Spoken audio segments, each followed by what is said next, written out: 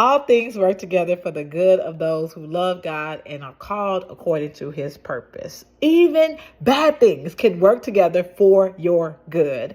A long time ago, I was watching one of those flip this house shows, and this gentleman lost his house to foreclosure. And so the company bought the house, and they came to the house to tour it so they could see what repairs and what they need to do in order to flip the house. And the gentleman who lost the house was so nice. He showed him around, and he began to tell him about how he had gotten hurt, and that's how come he was unable to make the payments on the house, because he had lost his job. He definitely wasn't able to do any of the repairs, and things had just got out of hand. And so he lost the house as a result of it, the worst thing that could happen. But the gentleman who bought the house says, here's what I'm going to do. I'm going to take this house. It's still my house. I'm going to flip this house, but I will allow you and your wife to move back into this house, and y'all can stay here. Does this sound like a plan?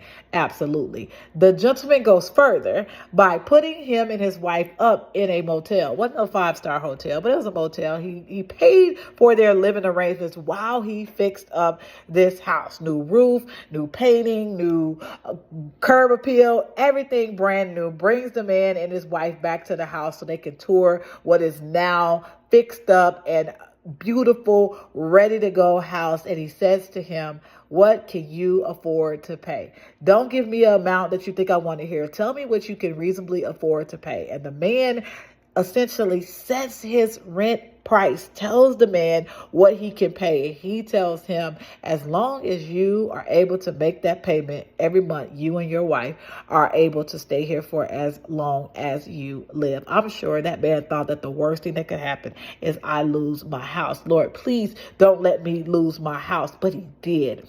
And when he lost his house, he gained a brand new house, new roof, new paint job, all the things that you couldn't do. It is done for you at a price that you can afford. That is God working things out for the good.